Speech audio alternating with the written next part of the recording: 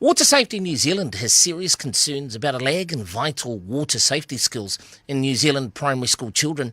The latest data shows in 2017, 15 to 24-year-olds were the largest group of fatalities, with 16 preventable drownings. A third of these were female, and swimming was the prevalent activity.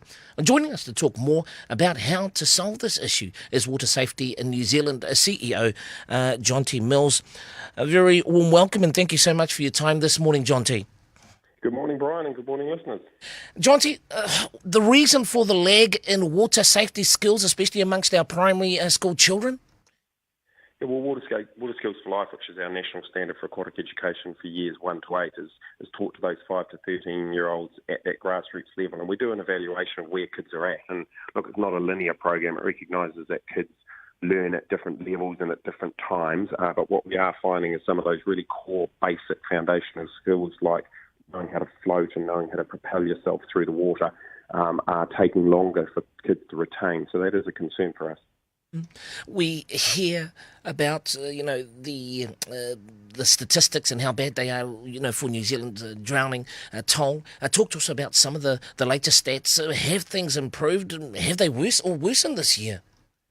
Yeah, look, this year we're tracking a bit better than last year. We're about 7 down on the same period for last year. But over the last 10 years, drownings have plateaued in this country. And look, it is a reflection of a number of things. It's a complex problem. We've got a really diverse and increasing population, higher participation rates across a really broad range of activities. So basically a whole lot more people are doing a whole lot more things across a whole lot more environments.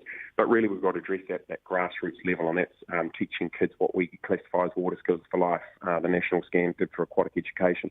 And that goes right to the heart of drowning causation, Brian. It teaches kids the basic foundational skills at that level to enjoy the water safety, but also to be able to get themselves out of trouble if they do get into trouble. And it also teaches them risk awareness and causation of drowning. So it goes right to the heart. And we think at that grassroots level of 5 to 13-year-olds is where we need to target them. So you mentioned before that highest group of drownings are the 15 to 24-year-old males.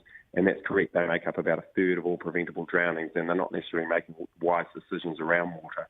But if they've got those foundational skills and going to the heart of causation of drowning, then that's going to enable them, A, to make wise decisions, but B, to hopefully get themselves out of trouble if they do get into trouble. Jonty, the national standards is currently rolled out across the country in most or all of our primary schools? Well, look, this is a concern for us too. And in 2016, the Council of Educational Research surveyed all primary schools. I think there were about 2,500 of them, and found that only a quarter are delivering a minimal or an adequate level of aquatic education. Look, and that's not a criticism of schools. Schools are under a lot of pressures these days, as we all know. But from a drowning prevention perspective, it means that more and more kids are coming out of the education system without those basic foundational skills. And we're trying to address that, and we've got a really good partnership with Swimming New Zealand, and also the Warehouse have come on board just towards the end of last year to get behind aquatic education in this country with our program Water Skills for Life. And it's going to enable us to reach a whole lot more kids, and our aspiration is to reach every 5 to 13-year-old in the country. We currently get to about 200,000 through schools, through regional sports trusts, through councils and through swim providers. And there are around about 550 to 570,000 5 to 13-year-olds in this country, and we want to get to them all. We're currently getting to about 200,000, but the Warehouse and Swimming New Zealand are going to enable us to reach a whole lot more, which is great news.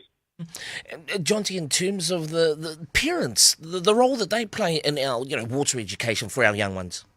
Oh, absolutely. That's grassroots stuff, isn't it? It does start in the home with most things, and part of our program, Water Skills for Life, is actually reaching parents as well through schools and through communities to encourage them to support their children.